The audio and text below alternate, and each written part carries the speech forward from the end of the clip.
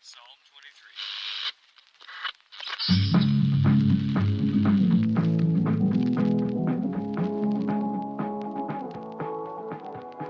23. Welcome to the Carr and Seguin Show, hosted by Devon Carr and Paul Seguin, where two Michiganders dive into real estate, outdoors, community building, and everything in between. Hello. Hello. Another day in the studio. Yes, sir. It's always good to be back in the saddle with my man Devon. DC. Another nice day. DC. What's your middle name? Jay. DJC. That's like a rapper name. DJC to the stadium. Let's go to the stage. Here we go. Oh, whoa. You got a little rap for us to start the show off? No, not today. Why not? I'm not very good at it. Come on, you can do a little freestyle. No. Take you back to the hood days of Highland. I can't. I'll leave it up to Rihanna. You grew up in Highland area, Yeah. right? Did you ever go to Broadview Farms to cut a Christmas tree? No. No? No. Where did you guys get your Christmas tree? We had a fake one. Oh, don't say that. Yeah. Do you still have a fake one? Oh, yeah. Do you really? Yep. It's got the lights already on it. I don't know if we can be friends anymore. I'll leave the real Christmas tree to you. You do such a good job with it. Oh, Devin, what is it going to take for you to get a real tree? You know, Mac wants a real tree. He wants to smell the pine every morning waking up. No. You know, He can go Yeti. outside and decorate a tree if he wants a real tree. No, I don't. We just don't. We like our fake one. Yeah, whatever. We'll leave it at that. But first we'll give a shout out to Dunkin' Donuts. Dunkin', if you guys want to sponsor our show, reach out to us. Anyone know Dunkin'? Maybe a sales rep. We would love to have you as a sponsor. Pretty affordable. Just give us a call. It's your favorite. It is, man. I run on Dunkin'. It always gets me just going for the show. Right. You know, you get the little juices flowing, the blood, going, getting ramped up for our topics. But I wanted to throw a little to start off the show. We have Devin. Yes. And we haven't talked about this. You have a new family member.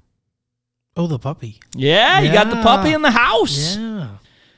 Hank. It's been Yeah? going. Yeah.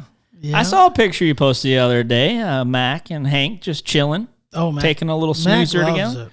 Mac loves them. Yeah. I mean, Mac was he was a backhoe for Christmas. And he gets his costume on, and then he runs around the house saying, "Hank, chase me." Hank chases him and grabs his costume, and they go at it for as long as you let them. I mean, but Mac's having a blast with them. Oh, I bet, dude. The potty training has been tough. What have you been doing? It's not been working. No. No, I mean, I don't. We'll elaborate for our audience. We thought it was because it was cold. Yeah. And he didn't like the cold. Going outside. Yeah. Right. I mean, was there snow on the ground when you guys got him? You first brought him home? Yeah. I think there was snow. If not, I think we had that snowstorm right after we got him, because it got cold right after we got him. I know. We had a nice little cold spill. That's for sure, man. It was freezing. And so we thought maybe it was just the cold. I mean, he'd go out, he'd go to the bathroom, but then he'd want to come back in, and he wouldn't be in for 30 seconds, and he'd go again. And I was like, "Jeez, oh, Pete, man!" It's like he would start going outside. Man, it's cold. I know. I'm going inside. I'm done. Yeah, let's stop this before it gets done. But other than that, I mean, he's a smart dog. He sits. He's obeying the commands. He's just not doing really good. Except the potty training has been subpar. And it was like our other dog Yeti. We never had an issue. No, I mean, we had a few accidents here and there, but I mean, he picked it up. caught He on didn't pretty care, quick. and I got him in December too, and it was colder. they do It say. was a few years. I mean, it was 8 years ago. I got him, and it was like no big deal. But Hank does not. It's a little stubborn, huh? Yeah. Yeah. So.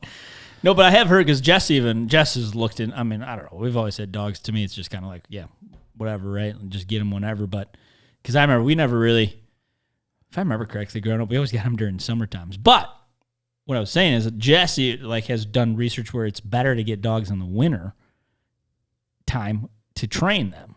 For whatever reason, I think it's just like a better season to try to get them. Smells and distraction, maybe. Right, stuff like that. For whatever reason, it's easier to train or more, I don't know, opportunity time to get them to understand of going outside. I don't know, something. But Hank's getting a little stubborn now. He's a little stubborn. But how many weeks? 10? 10 or 11? No. He's a little pup. Yeah. He's just discovering new things. We'll figure it out. Yeah. It's like, oh, come on, man. Hey, I remember when my brother, they had to put their other one down. We thought they were going to wait a while, hence them saying that, to get another one. And it was just like, nope, we got a dog. And, yeah, they just had a newborn and a puppy at the same time. It's busy. And I remember the first couple of weeks, man, it was just like they wanted to pull Totally regret. Oh, my Totally gosh. regret this decision. You could just, yeah. I mean, I'm not trying to, I'm sure Kate and Aaron will hear this because I know they listen, and it's like, I'm sure they could back me up. It was like, man. This was not a smart move. Yeah. Who thought this was a good pooping inside, idea? peeing inside. Oh, yeah. You got and a newborn that you're trying to take care of at the same time. You got this wild, rambunctious puppy just running all over the place. Oh, I know. I mean, they are a kid. They are a kid. It's no different. They need attention. You got to train them. You got to feed them. They're just getting into everything because they just don't know yet. Hence, you got to train them to know. Right. So they're just a wild freaking turkey, man, going crazy. Right. Well, I mean, if you have a newborn, sure, you got all kinds of goodies out. I mean, when I got Yeti, it was just me and our rental house. Yeah. Me and 3 other guys. And there wasn't much to get into because it was just furniture. But now it's, don't grab the dinosaur. Don't grab the Lego. Oh, don't man, grab all his the hammer. toys. Don't do this. Yeah. Stop chewing on that. I need to wear those shoes, dude. Yeah. I'm ready to be able to put my rugs back down. So you just dragging the rugs all over the place or just he's chewing on them? Peeing on them. So Yeah. we're just like, well, let's just roll them up. It's just a lot easier to clean it on. Hardwood. The floors. Just wipe it up. But I'm ready for my rugs to be back. Yeah. It just makes the warm room, cozy does. and warm. Yeah. And now there's nothing down because of you. Right. Well, hopefully he'll figure it out. Well, good. Hopefully. Hey, it's we're at the end of February. We're coming into hopefully some warmer weather too, to where shove them outside for a longer period of time without them being cold. If Yeti's outside, he'll be outside with him, chasing him around, which isn't always the best. Now they're eating deer shit together. Are they really? Organic. Yeah. Come on, stop. So there you guys go. Just a prelude if you're thinking of getting a puppy. Yeah. Devon can tell you. Just give him a call. Yeah. Give you some heads ups. It's all worth it though. Just like kids. Right. Can't shoot them. Can't kill them. You just deal with them. I love my kids, by the way, so don't worry. It's a joke if you don't know what a joke is. Yeah, I think kind of some of our discussions today was just, rates have been just a little, same thing, frustrating like puppies. They have been frustrating, but, it goes back to what we always talk about. When it's like this, there's less people that are out there, so your offer's more willing to get accepted. Because I know, we had one over the weekend that was on the listing ticket. It was cash or conventional. We weren't either. Yeah. And we got ours accepted. Yeah. So, you're still, this is, if you don't have the, FHA is a fine loan. there's nothing wrong with it at all. Mm-hmm. We just closed an FHA loan 3 weeks. Right. 3 freaking weeks, y'all. I was just looking at that on the way here, and I'm like, because I was telling you about all the issues with the real comp that I'm having. Yep.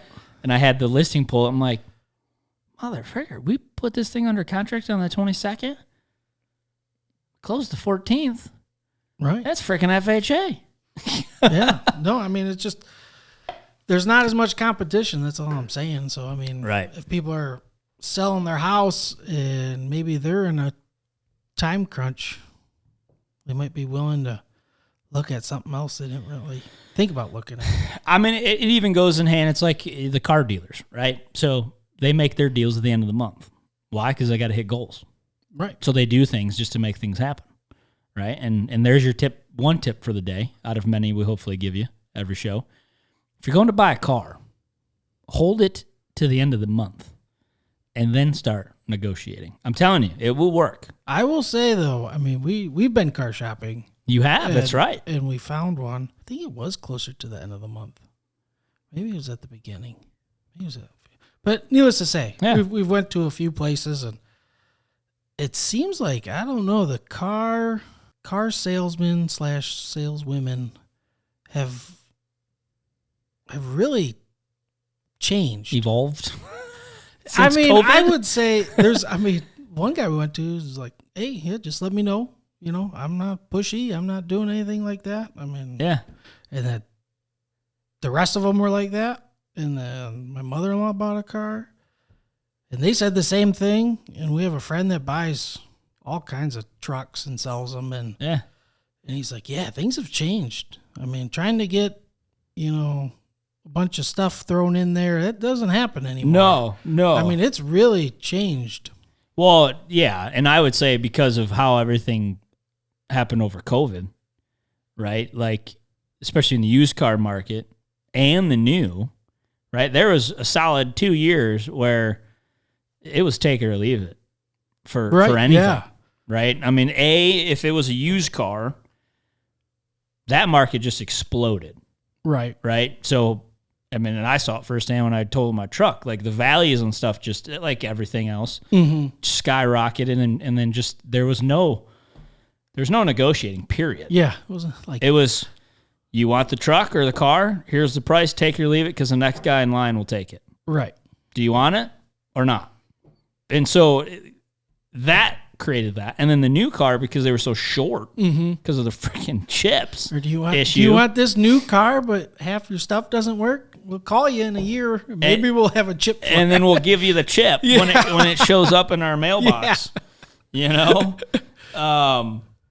So I think it just created that mentality, which then obviously, like they always say, habits are formed over 30 to 60 days, right? So if it was just 2 years of solid saying, here's our price, take it or leave it, right? And then things have calmed down, but I almost think, like, has the consumer even got, just like we're even seeing in real estate, right? Like, are we getting now conditioned to just, well, this is just kind of how it is, right? When it comes to, like, how we got to write an offer, right? We're seeing it a little bit in homes that are having multiple offers again. And like I heard it from another agent, they're like, I had to write 20,000 over asking. We did appraisal guarantee, this and this and that, and we still lost. And it's like, are we really back to doing that again? And he's like, it's what we had to do, and we didn't win.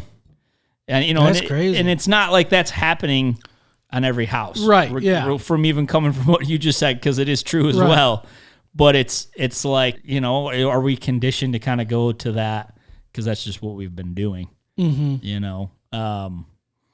But I will still say, the end of the month, it's all sale. I mean, dude, all of the dealerships, hands down, I don't care what make you're looking at. Ford, Chrysler, Dodge, GM, whatever. Any of those cars, they all have goals to hit every month. And then when you're in the last couple days, I'm telling you, it is the prime day to walk into a dealership and say, this is what, I mean, they could still come from that perspective of like, hey, take it or leave it. And it's like, take it or leave it, but do you want to sell another one today? Because I'll do this right now. Right. Right. If you could, I would. Now, I don't know. I mean, obviously, yes. But like used cars, I mean, there's not a whole lot still. No. I mean, if you're at a certain price range and stuff, I mean, that's kind of, and Becca's car decided to just blow up. Take crap. Yeah. And so it's not like we're just kind of leisurely car shopping, but I mean, when a good deal came up, I mean, you had to call them like when you saw it, Oh, kind yeah. of thing. Yeah. And I was like, okay. Yeah. No, I mean, I agree, because when I even went looking for a new truck, there ain't much to look at, Right. you know, and when I saw the one that came up, I just knew it was what I wanted. Well, it's passion red. It was passion red, Red, baby. there we go. Yeah. It was hot. Yeah. But I locked it down with a deposit, and then I negotiated them, because I'm like, hey, I have it under my name. We did that. We did the deposit, but now we're waiting on title issues. That's right. You told me that Apparently, yesterday. it's the whole used car of that company section. They're having issues all over. Did they just get it on trade or something then? Or they bought it from auction? Because that'd be my question of why they're having title issues I know they just got it when it came on the lot. Yeah. At least that's what Becca said. What's the make? It's a Volkswagen. Volkswagen. But I guess Becca talked to the salesperson today and said, my manager talked to Volkswagens, the company themselves that deal with their used cars and everything, and they said they're all backed up. I guess they're having all kinds of issues. Huh. Well, I guess the reason why I say it is because if it was, say it was a lease with Volkswagen or a big leasing company, also was Ally, that all the big manufacturers use, typically when a lease, they will hold on to the title, right? Which then obviously has their lien on it. Right. So then say a dealer buys out a lease or buys it at auction, like most manufacturers will do once a lease is turned in. They'll maybe do a little conditioning and then kick it out to auction to sell it. But they should have that title in hand, and it's just a matter of having, I mean, to say their backlog is kind of stupid. Like, you took the reason I say is just from experience, there's usually like, I don't know, I mean, I sold cars way back in like 14, 13 for a hot minute. I mean, typically they would have, there's a time frame from when the vehicle's turned in. Mm-hmm. I mean, it'll sit on that dealer's lot for like a month before either the manufacturer or Ally comes and scoops it up, which then they'll scoop it up, send it to their main local hub, right? Clean it, and then ship it off to auction. And the reason why I say all that is because there's so much time to where then they know the car is landed. Right, yeah. Ship the freaking title out because they know they're sending it to auction, and then when it's sold, boom, it all should arrive at the dealer who bought it. Right. And then it's just signed off to where the dealer then is able still even just to sell it with just a transfer of title. Mm-hmm. So I don't know. Because all the main titles are also produced per the state. Right. So someone lost it. Maybe. And they just don't want to tell you. That's okay. Maybe it was the state of Michigan. Maybe. Because they were so worried about giving out $180 yeah, to fight inflation. It's funny. It had a nice little name to it about inflation, too, for what it was. You can't, and I'm going to tell this to all of our listeners, you can't fight inflation by giving out more money. Giving out money, which, by the way, if you are a taxpayer, which you are, we all are, wake up. They're giving out your money. Mm-hmm. Stop it. Stop voting for people that just want to give out free things. Nothing is free. If I say, hey, I'm going to take you out to lunch, is it free to me? No, I have to pay for it. What if it was your birthday? Huh? What if it was your birthday? Yeah, but even, I mean... I guess then the restaurant has to pay for it. Here's the thing. Even if you, like, here's a great example. BOGO. What does that stand for? Buy one, get one. Right. And the most common one I know of is Big B. It's a coffee shop. They send out those coupons every single month in their little matters. Probably weekly. Mm-hmm, mm-hmm. And they got the little coupon, buy one, get one. Yep. Right? And you say, yeah, I'm getting one for free. Yeah, but do you realize the business owner is doing that to get your butt in the door?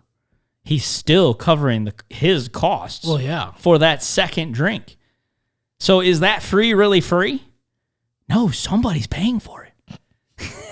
And if that's a new concept, you're welcome.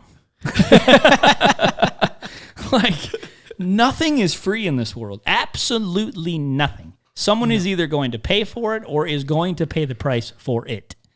Whether it is today or down the road, which we are and I'm not singling out America because it's not like we're the only government that does this stuff. But golly, for supposedly being the most smartest countries, the high producing countries in the world, we continue to do some just dumb, stupid stuff where we just print money that's not even there. Mm-hmm. It's not even backed by our freaking Federal Reserve anymore. It's just fake money. Gosh. The BOGO, it's interesting you say that because Super Bowl was over the weekend, and I had the hardest time deciding what we were going to have for dinner. I mean, it was a nice day. It was like, do I want to smoke something? It was gorgeous. Do I want to do that or do I want to do this? And then I was like, I really want chicken wings, but I really don't want to pay for, I know how much they cost. And I just couldn't decide. I know. It was very hard. And then I was like, did you ask back? I was like, did you really see a Super Bowl ad? Like anything like meat, like deals or nothing? I was like, there was nothing out there. No. I mean, I thought it was funny too. Now, obviously being, in the insurance game again, you never saw one insurance carrier commercial or even lender commercial because they're cutting back on their profits. Especially, that's a good boy. I didn't even think about it. Dude, you didn't see one freaking Rocket Mortgage. I think there was only like there was like 3 car commercials. That was it. I know. It was like really low. Yeah. Well, I mean, dude, when they got up to a premium of like, was it like 10 million a 30-second bit or more than that? It probably was more than that. I mean, honest to God, like when you're like cutting back, I think the first thing you do is like, well, that Super Bowl ad's gone. Yeah. Yeah. Right. I know real quick how we can save 10 million. Just don't do a Super Bowl ad. Right.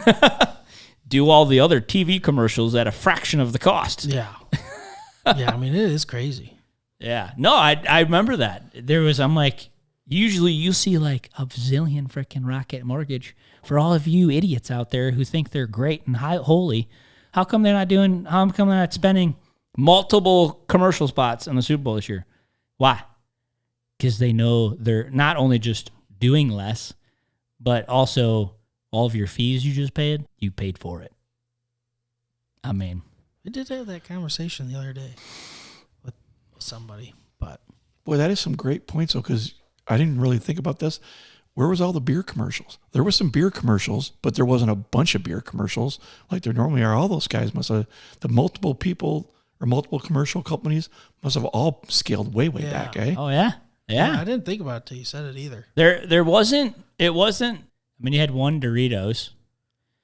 You had a couple of the He Gets Us, the Jesus group that did a couple. There was one big controversial one of all the stuff that AOC made a whole big deal about, which I think it's funny that she would tell us what Jesus would do, but clearly you don't follow him either, so there's another double standard from your left side, people.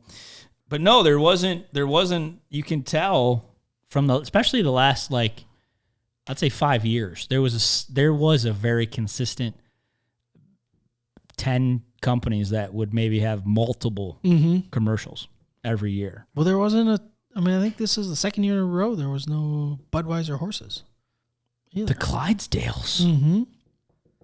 I mean, good Lord, I didn't know beer sales were I way did down. like the EV one during a zombie apocalypse. During a zombie apocalypse, there's probably not power. So how would you charge your car? Which one was that? I must have missed It was that. Will Ferrell. Really? It was in the beginning, yeah. You got to charge your car up before the zombie apocalypse. And just not go anywhere because it would go Ain't dead. gonna be no power. Yeah. Until you absolutely necessarily have to go somewhere. Well, I always... How does that work? Yeah. Well, I've always liked the meme photos of people would take a pile up or a backup on the highway, Like, yeah, let me know how your electrical car works when you're stuck on the highway for 4 hours. What are you going to do? I mean, it's like the practicality. That is a good point, because when Becca and I took our trip out to Montana, we got stuck on the highway for, I think, 4.5 hours. We couldn't go anywhere. No way. And it was right by Madison. And it was like right before you went under a bridge. And just like on the other side of the bridge, a semi just jackknife and blocked the whole highway. Huh. And we sat there, but I guess you could shut it off. Yeah, but then you have no heat. In the winter, it would be bad. Yeah. Ours was in the summer, but yeah, good point in the winter. I mean, I don't know. I just don't see it sustainable. No, I have a friend that works for DTE, and I mean, I've asked him. He's like, no, it's not sustainable. I mean, we're not set up for it. Eventually, maybe. Nope. He's like, we don't have enough power grid. Well, that's what I mean. Handle a long ways away. And I say that because they're trying to force it on everyone. Right. Well, yeah. Everybody by 2050 should have electrical car. And he's like, if that's the case, no, it's impossible. Yeah. Our power grid would have to quadruple times 100 to handle all of that electric needed. It ain't going to happen. No. And then what's going to happen with electrical? Your bill. They have scheduled blackouts. Yeah. California is the purest example. Oh, hey, they're the biggest proponents for EV, and then they're telling people to, nope, shut it down because we're using too much power. Right. Like, turn off your AC. Oh, yeah, let me just sweat so that you can go power your freaking Tesla while I wait. Stupid. Anyways, no, on a real estate market, if you want to transition, I mean, unless we're good, do we have other comments to be made? No? Okay. Johnny? I'm good. I'm just with you guys. Okay. Yeah, that's why we love you. That's why we keep you around. No, well, we actually was informed. We'll keep the source silent so that no one gets in trouble. But I think it brought up, let me just put it this way. It brought up us to do a little research before we got on to record the show. And I think it's interesting that in lieu of what's been going on in the market, in lieu of interest rates, in lieu of the apparent real estate mortgage crash that everyone thinks is coming. And I'll be honest, like, I'm even kind of a little surprised myself looking at this data. You know what I love data? Do you know the one thing about data that nobody can take away from data? Is the data. Well, yeah, the data. But it's just factual. Right. You can't bend data to narrate whatever you want to say. The data is data, right? It tells you one result, right? Whatever the data says. And all you got to do is read it. And then from there, you can elaborate on it. But I think what was cool is there was a comment that was made up about days on market. And first, days on market is when a property is placed on the market, day one. It's 1 day on market. So average days on market is whenever that house goes under contract. Boom. Pending. So accepted a contract for numerous different ways, right? It could be a contingent offer or whatever. Right. But it's off, technically it's off the market because the seller has accepted a contract. Right. They're now legally bound to an accepted contract. So days on market data, that don't lie, tells us the average length it takes for a house. And in this example, we're going to talk about, well, I'll pull up, I'll do, instead of the entire MLS, let's do Oakland County as well. Let's do the main 4 counties around here. Just give everyone kind of a solid synopsis. Jeez, dude. Oakland's just low. It just friggin' was lower than everybody else. You would think the average days on market that it takes a house from listed to under contract in our market, with how rates have been going, with, we've gone through a real slow time this winter. For those that maybe not know, we've had two instances where rates dipped quite a bit. Yeah. In like a day or two span. But just recently, we've seen a pretty decent, would you even say it's a whole point uptick in the matter of a week? Yeah, it's back to what it was before November 13th Of 2022. Big uptick. And it's all been in this last week. Yeah. And if you're listening to this and thinking, well, what caused it? Don't even ask. And I say that lightly numbers. because it's just, there is a big mix. Here, MBS commentary just said retail sales data not doing rates any favor. Right. And it's January. And that's what came out today. But they're getting January numbers. So, the conversation's been kind of, people got Christmas gifts. So maybe they went and exchanged stuff. Which is not. And then they bought stuff because, hey, I'm here, I'm exchanging this. So so retail sales was up. Yeah, retail sales was up more than what they expected. Right. So when inflation's high and you got retail sales high, people keep spending money.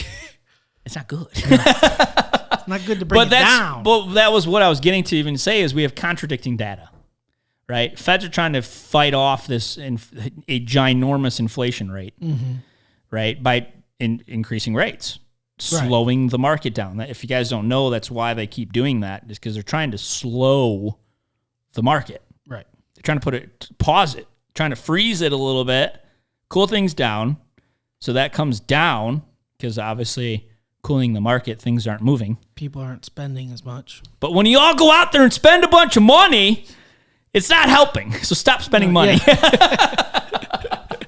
The synopsis is that. Stop spending money, people. All right. So, Paul, when you're saying the market, right, are you referring to just the real estate market, the grocery market, the clothing market, everything in spending, or are you just being specific to housing? Well, don't stop buying houses. Yeah. No, don't. Well, and we'll get into that. No, when I say I'm saying it as a whole. Yeah, if the Fed's raising or lowering or raising, right, the piece to stop that, is that to stop everything spending across the board. Yeah, because it's very credit cards, good point. It's car loans. Yeah, short-term loans is what they're raising. And overnight. And interest rate. I think any kind of loan type of thing. 100%. And I think that's a good point, because I think obviously we're in the real estate world, but when Feds raise the industry, what do they call it? Is it the industry standard? The rate. The rate. The Fed rate. Rate, right? The Fed rate is the rate for all lending, right? Because banks lend against the Federal Reserve. The overnight, yeah. Yeah. So for those of you guys who don't understand that, I'm not an expert on it, but the simple idea of thinking it is. But they raise their rate, and then it raises other rates. They don't raise the interest rate on a home. Correct. It's the lending rate. Yeah. It's a byproduct of them raising their rate. Correct. Right. So our federal government sets a standard of rate. The overnight rate. The overnight rate, which then all lending goes off of that. Doesn't mean, because you hear it a lot when Feds were raising 0.75 of a point. You got a lot of questions. Everyone always does, like, oh, does that mean the rates go from 5 to 5.75? No. It's not that clear of a bump. Right. You got to think of it in a way of like the Feds, call Feds Devon. Devon is the Fed, right? And he sets to be the Fed. Because you just look like a Fed agent, a federal agent. So clean cut. Okay. He's the lending institution that everything, you control all of lending. Like you said, it comes from credit cards, personal loans, Car loans. car loans, business loans, bank loans, commercial loans, anything. The feds they make the standard rate of lending, which in hand controls all markets. Because in all markets of our lives, businesses have debt that are being lended, right? So when Devon raises the overnight rate, it affects everything as a whole. Right. Hence why them raising the rates is to slow the market down, because it has a hand on everything, Yeah. right? And it has a hand on real estate, interest rates. So, which is, I think the reason why I think in real estate mortgage rates are talked about the most is because it's the most consumer identifiable interest rate, right? Right. I mean, it's a larger purchase. It's a larger purchase, but I think everyone at whole, you don't hear people talking about credit card interest rates. No. No. Most of the time they're thinking, They don't even. I got guarantee you, $2,000 balance. I don't. I guarantee most people don't even know what their freaking interest rate on their credit card is, right? And I mean, I would almost even say that freaking auto loans. Like, Right. I don't even know what mine is. I don't, but I do know my mortgage rate. Right. And maybe not you're on that case, but I think just the general public is probably on that same spectrum, because it's the most common talked about rate, mortgage rates. Right. What happened today? That kind of stuff. But anyways, so when I talk about markets, I'm talking about as a whole, the general, because so does the Fed rate affects everything. And when you have the Feds trying to slow down the market by raising rates, because that affects all markets, all market lending for anything. But then you have data like this, right? Retail sales data shows that people have money to spend, which means a strong market. Technically, yes. But credit card debt is at its highest it's ever been. So because they might not have the money to spend. That's what everyone's spending at the stores. It's just a charge it. Just charge it. I gotta have it. Yep. So that's where, again, I don't have all the specifics, and I'm not going to go into it either to save for time, and I just don't know. Period. I'm not an expert in that, but I do know that there's contradicting data. There's data that shows good stuff, like from my understanding, the inflation rate is coming down.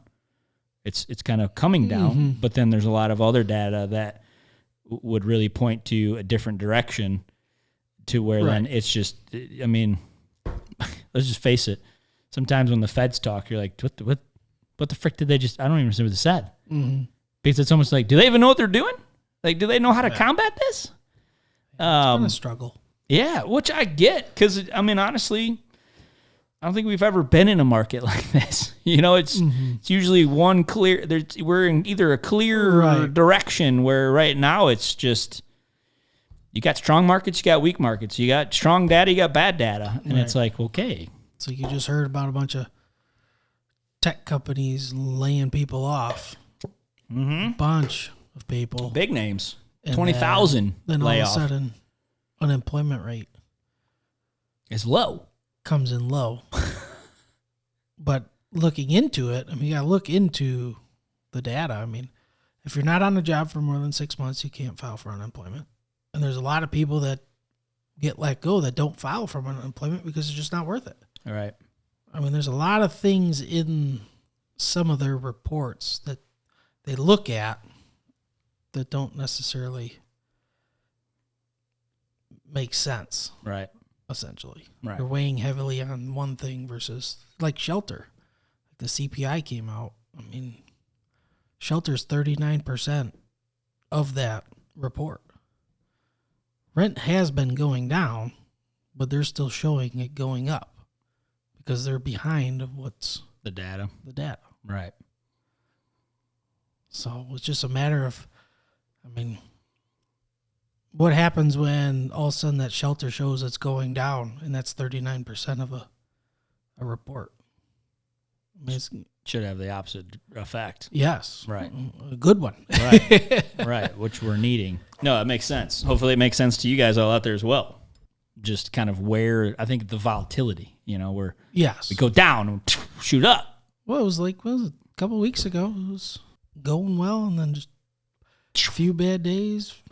Yeah. A few bad, not necessarily bad reports, but if they come in kind of what they're thinking, they can kind of go, not much happens, or it can go where rates get a little bit worse just because you wanted it to show like it was more improvement than what they're actually thinking.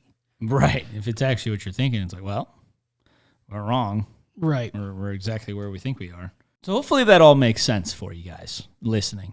Mm-hmm. It may not, but if it to kind of take from all of that, it kind of sounds like once we get the correct data in, we should see some good stuff. Hopefully some lower rates, Mm-hmm. right? I know that's been kind of the common thing we've been talking about, Right. that we do see.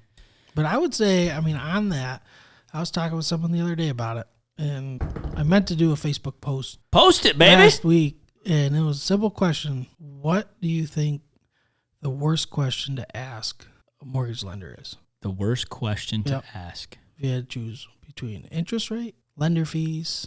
Oh, rate. Yeah. What's my mortgage rate Yeah. today? I mean, anybody will tell you I'd give you whatever rate you want. Yeah. It's just you're going to pay for it. Yep. I mean, essentially it. Right. I mean, so if you got someone says they'll give you, what did I see? I saw Quicken posted the other day because they post their rates every day. Mm-hmm. It was like 6 FHA was like 6.375 with a $234,000 loan, and they had like $5,000 in points and fees. It was like by the time you actually started saving money, you probably could have refinanced for something Less. or I mean, did something, took some years off of it or something. Especially when you see anything online, read the fine print. There's usually always an asterisk next to that number. Right. Go down to the fine print that's very small writing and read what it says. They have to legally disclose where they're getting that from. Right. So it's mortgage rates today. Here we go. Same thing like in the car business. They when they say, oh, lease as low as $330 a month. They have to put the APR. You put the APR, 10,000 mile a year lease, $5,000 down. No one Right. ever puts $5,000 down in a lease. So you got to add that back into, if you're like, no, I only put 1,000 down. Okay, we'll roll $4,000 into that per. Now you're at like $480 a month. Right. Legal disclosures. Oh, it's funny. They have so here's their sneaky way. When you go to the rate page, they have a 30-year fixed currently at 6.625, APR 6943. FHA 30-year is a 6125 with an APR of 7.221. And I guarantee the general public has no idea why there's that one. What's the loan amount? So the 30-year fixed, which I just said was the 6.625 with the 6.943 APR, is on a $200,000 mortgage. 2 points. With an interest rate of 6.25 is for the cost of 2 points at $4,000 paid at closing on a $200,000 mortgage. The FHA loan is an interest rate with the cost of 1.875 points, $3,800 paid at closing on a 203.5 mortgage amount. Payment includes a one-time upfront mortgage insurance premium at 1.75% of the base loan amount. Yeah, that's FHA. Yeah. So, But there you go. I mean, 2 points. That's a you're talking unless 30? you needed to do that to qualify. I mean, it's going to take you a while to make up that All right. $3,000, $4,000, $6,000. It's going to take a while. Mm-hmm. I mean, it sounds better. I mean, obviously, Of course it does. but I mean, when you really look at what you saved in your principal and interest versus what it cost you, At closing. it could be 3 years, Out of pocket. 4 years before you even break even, and then all of a sudden you go, hey, you know what?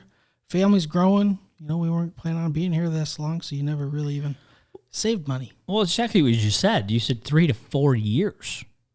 I mean, let's just be real. I mean, rates could do a whole lot from the next 3 to 4 years. Right. So just to pay for it up front, to make you feel cozy today, out of pocket, at closing, it's not going to make, it's not going to make a big difference to where now you're paying that, and to just recuperate that over 3 to 4 years, buddy, just keep the money in your pocket. Right. Which is always a smart move, if you Put ask it me. more towards your principal. I want always cash in my pocket. Right. I mean, I'm a big fan of that. Now, like I said, if you got to do it to qualify, that's different.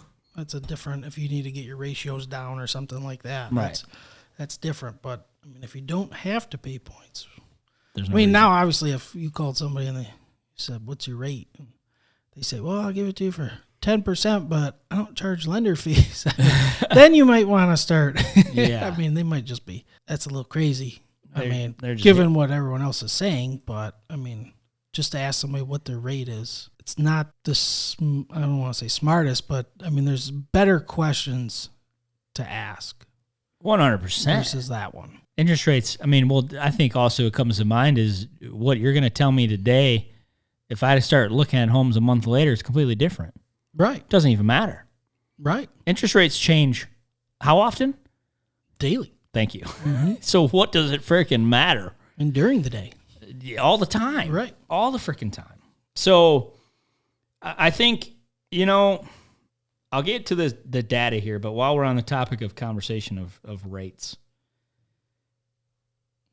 I think since rates have gone up for rightful reasons, people have taken a pause. Yes. I understand it. I'd probably be doing the same thing, honest to God, if I was in your position of having to buy. Right. Like, rates are high. But as we can also now look back, let's look back from today when this is being recorded, February 15th, and happy Valentine's Day to everybody out there. Sorry, it's belated, whatever. I don't care. Happy Valentine's Day. Hallmark Channel. Hallmark holiday. It gets me every year.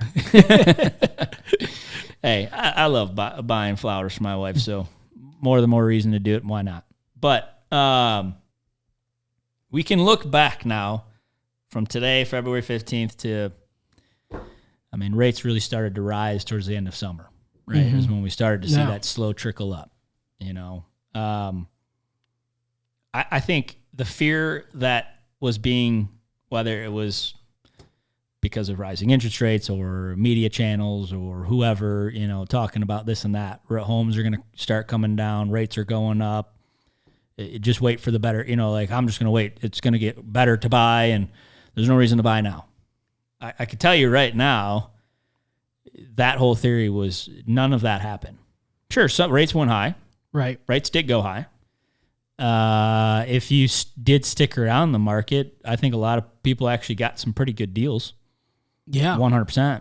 Even with concessions and stuff. Mm-hmm. Deals were making happen. Right. Sellers wanted to sell. And if you were still in the buyer's market, you got deals. Mm-hmm. And there still are deals. Yeah. But the reason why what I'm getting at is, I think we've been sharing this. I think there's been a lot of people in our industry sharing that. I truly believe it. I said, there's no crash coming, guys. Everything that I think the worst of the worst that was being at least spoken of hasn't even come close to happening. There's too many. I mean, even just first-time home buyers out there versus supply. Mm-hmm. There's just not enough. Well, and the data even points to right now that they feel like over the next year to 3 years is when there's going to be a ton of millennials looking to pouring into the housing market. Yeah, they're the ones that they've come out of college, they've got some stable job, and they're still potentially living at home. Parents are going to kick them out. The parents are either kicking them out, giving them here the line's drawn, buddy. Right. You got till June 1st to get your butt out. I don't care where you go, you're out. June 1st comes, stuff's to the curb. Or just simply them just saying, I'm had enough of this. Right. I'm gonna get out. I want my own life, and hey, freaking milk it as long as you can. Why not? Right? But they do say that there's gonna be a huge dump a lot more millennials looking. So what does that mean? Well, it's competition. Right. You know, you got more eyeballs on every house, you're going to get more offers. Mm-hmm. But I think the main point I'm getting at is, and we've talked about this a lot, is if you have a conversation with a lender like Devon, you talk numbers, even at, 6.6, right? Right. If it financially makes sense for you when it comes to what that anticipated monthly mortgage payment's going to be, down costs, total out of pocket to close, to buy a house, talk all the details out. What loan are we going? We're going conventional, we going FHA. Right. We go in, whatever the loan program is. This is where we're looking. Okay, well then great. Let's get paired up with realtors. Let's have that conversation. You need to live in Dexter, okay? Dexter's average home's $300,000 to $400,000 all day. Right. Where does that put you? Hey, no, I'm looking at Livonia. Great. Livonia ranges from as high as $700,000 as low as $150,000. Well, what's important, right? Location, size, home. Like there's a lot of variables that go into looking for a home, right? And so if you're looking for a strategic area, okay, what does that area look like for that size house you want? Mm-hmm. Great. Now go take that to Devon, have him run numbers. Does it make sense today for your life, for your family, for what you need? There's no reason for you to say yes to going to buy a house today. There's absolutely, if it works today, your rate is locked, but as the rates go down, refinance. Right. I think that's the biggest thing we keep talking about. And I think, I don't know if I've talked to a few people just even this last week, and it's just like, they just don't, I think, understand the availability and maybe access or easiness of a refi is. Right. No, I would agree. And it's like, no, when rates go down, I'm sure your lender or Devon will be reaching out to you anyways. Right? Like, hey buddy, we're at a half point lower than where you're at. It might make sense. Here, I already ran numbers. Right. Here's what you're looking at. Here's what your new monthly mortgage payment is. I mean, a refi can take a couple of weeks and boom, now you're just locked in at a new lower rate. Your mortgage payment's lower. They don't cost much. Right. Half the time you just roll the closing costs to do it into the loan anyways because it's so little. Right. I mean, what's the average closing cost for refi? I know it all depends. But I mean, $1,200. Yeah.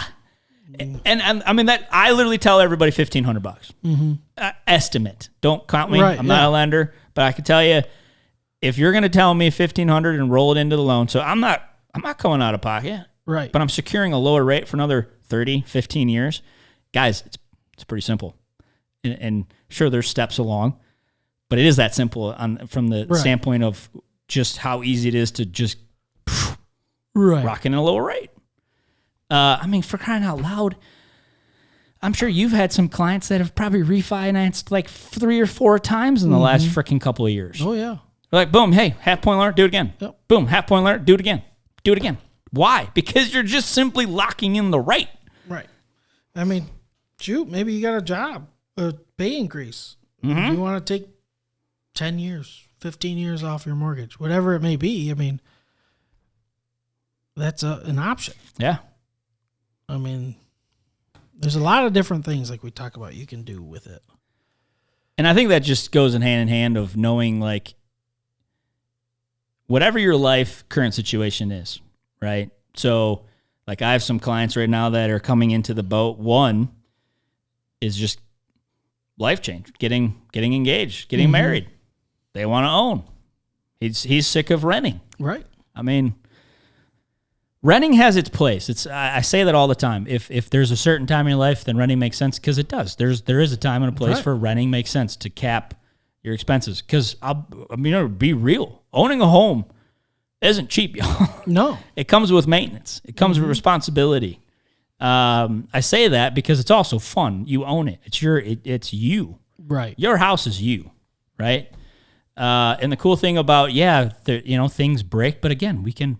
Not to go off a whole tangent, when we go look at homes, I always just Point them out. Point them out. Like, a good realtor should be pointing these things out to you. Hey, dude, you got a brand new furnace.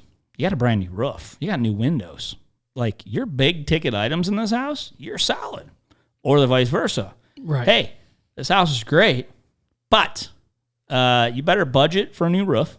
You better be budgeting for new windows. You see those suckers? They're all wood from one pane glass. Yep. Dude, your heating bill is going to suck. Right. The furnace is freaking 40 years old, bro. I mean, hey, it's still pumping. Knock on wood for tomorrow. Right. So you got a plan for that. I mean, a roof, shoot, freaking, depending on the size of your house, 8 to 16 grand. Mm-hmm. New windows, those suckers ain't cheap either. Right. 10, 15 grand, depending how many windows you have, how big, how small, whatever. Furnace and AC, 5, 6, 7,000 if you replace both at the same time. Mm-hmm. Water heater, I don't know, $1,000 to $1,500 installed. I mean, those are your big ticket items. Obviously now, personal preference. I mean, I'm a living proof right here. We bought an old, outdated house. We still haven't updated our kitchen because it's gonna be freaking expensive. Mm-hmm. And guess what? My cabinet door's open, and my dishwasher and stove and refrigerator work. I'm good. That's all you care about.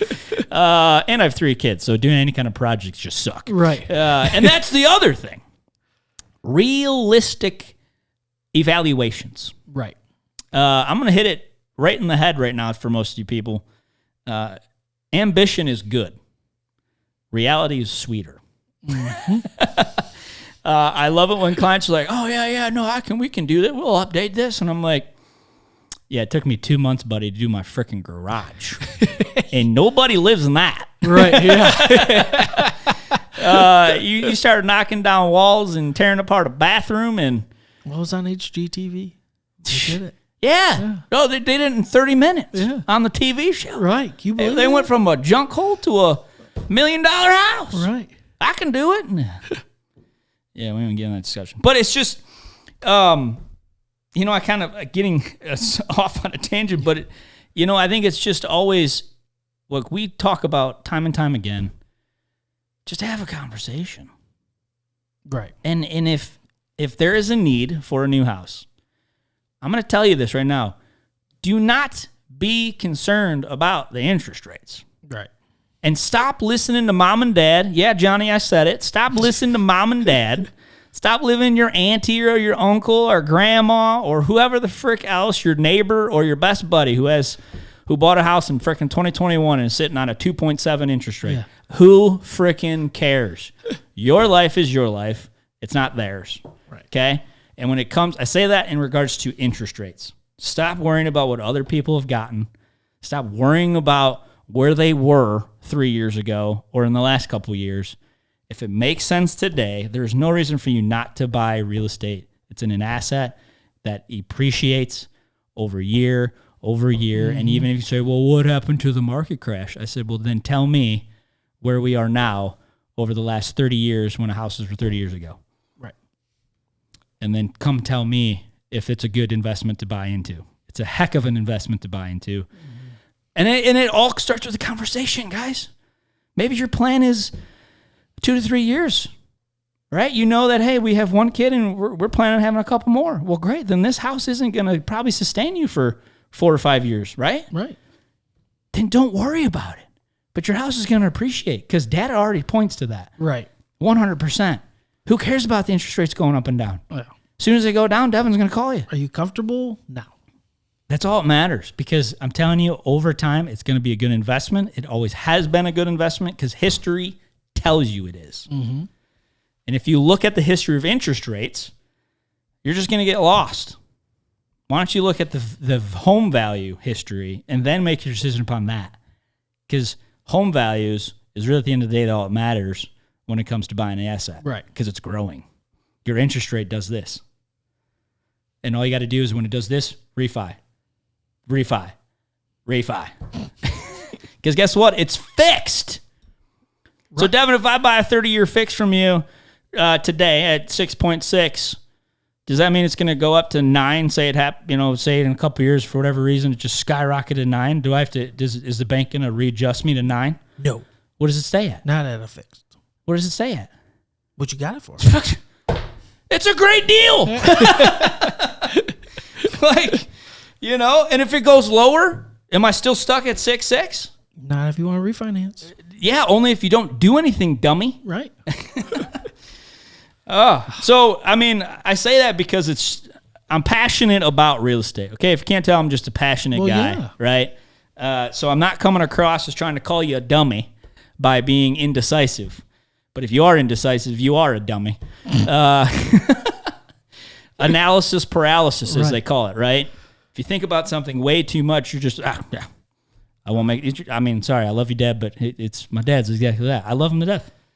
But Crowley, I remember when they were at a 6-something and rates were in the 4s. And he just was like, why would I do that? I'm just gonna start all over again. Like, no, you're not. Look at the numbers. If the numbers make sense, like what I keep saying, data doesn't lie. Don't lie. Follow the data. Let the data control you. And real quick, we'll end on this to leave you thinking. With all of that being said, you would think the days on market should have skyrocketed, right? Rates went higher. Markets got slower. We should be, I don't know, high. 60, 80 days maybe. Maybe because that's kind of where we heard some numbers being mentioned. That the data shows that the days on market should be 60, 80 days. Wrong. Right now, real quick, Wayne County, average days on market, 28 days. And you know what's funny, though? Because when houses were flying off the shelves back in 21, 20, like, I mean, if your house sat on the market more than 48 hours, something was wrong with it. Right. Yeah. Right?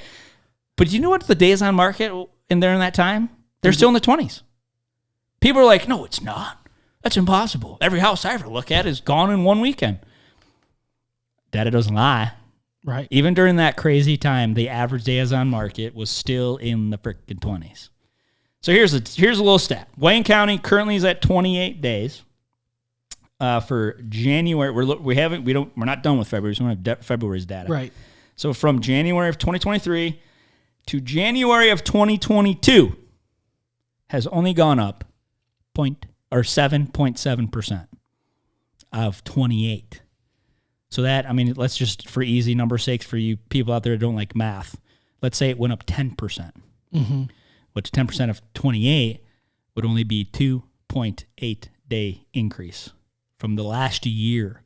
This last year where everyone thought the real estate market's just going down the tank. Right. That's what you all waited for. Well, data says you're stupid. Not me, data. I said it. Data said you're stupid, not me. Livingston County. Good old Livingston County. 23 days. Ready for this stat? Ready for this? 18. This stat's going to blow your mind. 18. Negative 17.9% from 2022. The days on market's gone down.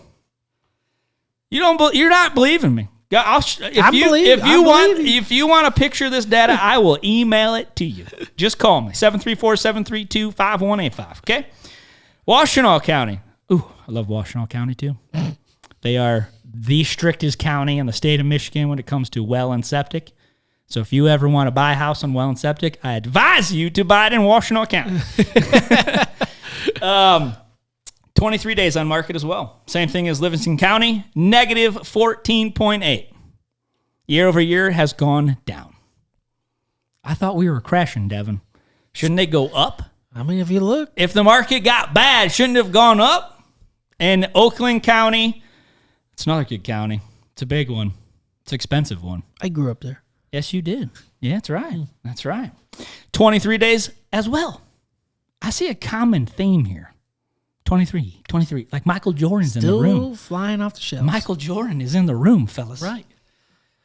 Oakland County, not as much as Livingston. Washtenaw decrease, only a negative 4.2% decrease.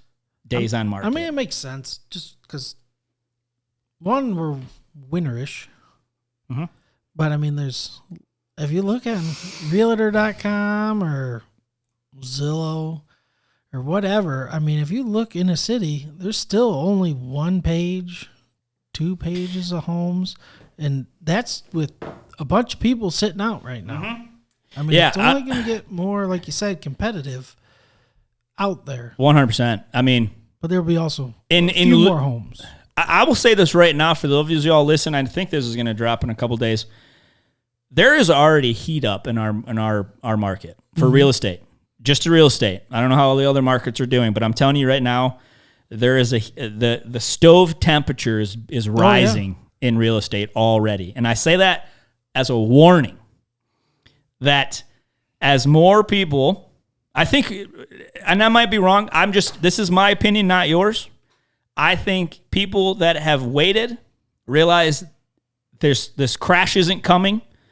I think high sixes is probably the worst it's going to get, right? And like we just talked about, for people who say, "Hey, we can handle this," they're going to get back into the market, and they're going to start saying, "You know what? Now's the time to sell their house. We're going to still sell because we're still high. We're going to take that 6%, and whenever it goes down, we're going to just refi." Right. I think people are being educated on that process, and I think that's what we're just trying to educate you all who are listening on. That's the way to approach this. Right. If you're looking to sell, your home value is still high. I mean, over the last 3 years, home values have increased 43%. Right.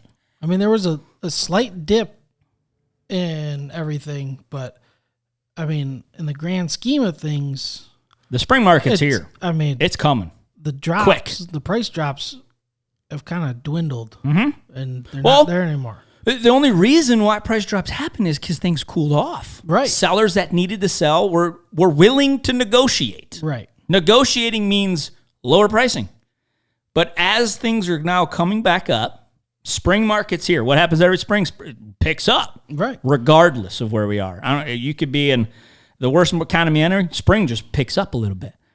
Because school's coming to end. Right. People are starting making moves. Whatever. It just happens. But I'm telling you, with these little dips we've had in interest rates lately, it's lit the fire under some people to where the market's moving. It is 100% moving. So if you are thinking of moving, you better start moving on putting a plan, talking to realtors, talking to mortgage lenders. Right. You better start now before it gets busy, because it's going to happen, and it's coming now. Month supply, just real quick, even to touch on those, because I love looking at that. It's always been, if you listen to our podcast, we talk about this a ton. A month's supply of homes, Oakland, 1.7, which is up. Here you go. This speaks to the market. Right. Month, Oakland, 1.7, up 13%. There you go. We're getting some more homes, right? Wayne County, 2.5, up 19%. Livingston County, 1.7, up 30. Dude, that's freaking high. Livingston's always been super low too. Livingston and Oakland have Livingston and Oakland are more higher price counties for sure. Their average home sale number is way above what Wayne County is, and slightly higher than Washington. Washington is higher than Wayne for sure, but Oakland and Livingston are just. I mean, I think their average home price in those counties are in the 300s. Where Washtenaw is like high twos. Wayne County is like low twos when it comes to the average home price. Livingston, 1.7, up 30%, like I just said. Washtenaw, 2.1, up 5%. Guys, if for those of you who've never heard me go over this, we've gone over it numerous times, but month's supply of homes just means how many homes are on the market compared to buyers. And that's all the supply we have. 2 months supply of homes, or 6 months, or lower is considered a seller's market. 6 months or higher is a buyer's market. We're still in a very, very low seller's market, guys. Things are moving. Things are going to start moving, I think, a lot more over these next couple weeks, the next month or two. I think it's just going to get ramped back up. And I hate to say it, but the temperature to me, I mean, if like what you're saying is if better data starts coming out and rates start to come back down a little bit, guys, you better saddle up. Right. And I mean, I don't like saying it, but we might start having to go back to some old school COVID ways of how we wrote offers, over asking, appraisal guarantees, quick inspections. You always do quick inspections. I do quick inspections just get this BS out of the way, I mean, it's not BS, but at the same time, like, there's no reason to sit on it either. Right. Let's just move. You guys, we want this house? let's do it. Let's get the inspection. Let's get the appraisal. The 2 contingencies we're always working with anyways, and then it's in the hands of the lender to close it up. Let's go. But I mean, or just, not only just appraisal guarantees, I think what I'm trying to change to is, hey, let's put a limit. Let's put a cap on if you're willing to do appraisal guarantees, screw appraisal guarantees. Pay the seller's closing costs. Cap it. Cap it. Mm-hmm. Right? I mean, if you can afford an X amount of money, great, throw it to the seller. Instead of saying, hey, I'm going to guarantee the appraisal, maybe we can, right? Mm-hmm. I've only had one ever come up short. One ever come up short to where it was an issue. Out of the whole last 3 crazy years that we've had, right? Because your realtor should be running comps and telling you, hey, based upon this house, it should appraise for this. Should appraise for this, right? So I would say comfortably, yeah, let's write an appraisal guarantee because I think it's going to appraise anyways. Right. And they usually do. I mean, shoot, the one we just closed on yesterday was $4,000 over we got. Right. $4,000, guys. Yeah. Still appraising $4,000 when we got it for. That's $4,000 of instant equity that buyer now has. Right. It's a beautiful thing. But at the same time, if you can say, hey, if we're having to get to that crazy aggressive offers to get the deal done, then say, hey, if you can afford $5,000 more or 10, just throw it at the freaking seller's pocket and say, hey, just do it that way. Because now you're capping. Right? If you write a $30,000, $40,000 over asking offer and you give the, say a guaranteed appraisal, well, what if that does come up $30,000 short? Now you're freaking on the hook for $30,000. Right. Or if you just say, hey, I'm willing to pay $7,500 towards your closing costs, Mr. and Mrs. Seller.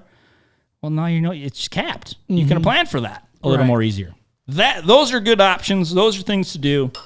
I'm done. Mic drop. I gotta stop talking. My head's getting a little light. It's that Duncan. It's that Duncan. It gives you crazy energy. Yeah. Snap into a Slim Jim. Oh, yeah. Yeah. You got anything to finish on that? I can't. I really need to breathe. You couldn't have ended it any better. No. I'm just excited. I think this year is going to be great. I honestly do. It's really, all the experts are really saying that there's a lot of first-time home buyers. A lot of 28 to 33-year-olds the freaking 2 people that I've just sent you this week are first-time home buyers. Right. And then we've been working with clients. I mean, I don't know. Since September, some of them. First-time home buyers. Yeah. I mean, I can name 5 freaking people right now that are first-time home buyers that I'm working with. Mm-hmm. And then have a whole handful of other people that are just, looking to sell and crap. And some of them have kids and they just want to wait till school. I get it. It's hard. I got kids. I wouldn't want to do it in the middle of a school year either. But I am telling them, saddle up. Right. I'm just saying, I don't have a crystal ball. But I think the writing's on the wall. I mean, you just, when I talk to other realtors, when I talk to other lenders, they're there. Right. Stuff is moving pretty quick, and the atmosphere, I think, amongst all of us professionals in our industry are yeah, things are moving a little bit, aren't we now? And it's is it springtime or are we still in February? Right. Right. I think that just is a fair warning, guys. So, yeah. Well, that does for now. How do we normally end this shindig? I don't know. You have a very long ending now with insurance added to it. Oh, no, it doesn't have to be a part of this, but. Well, it should. You could do it a few times.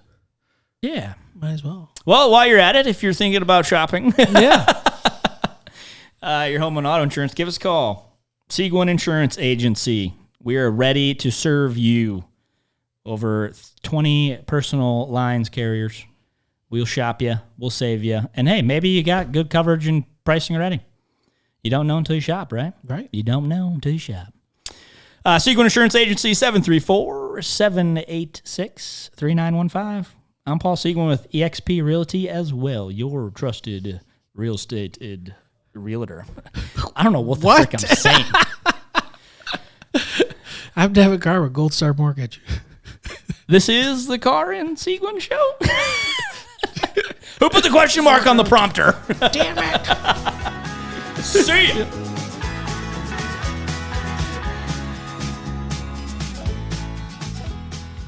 The primary primary purpose of this podcast series is to inform, entertain, and educate. The information, opinions, and recommendations presented in this podcast series do not constitute legal or professional advice, opinions, or endorsements of any kind. Gold Star Mortgage Financial Group, NMLS 3446, Equal Housing Lender.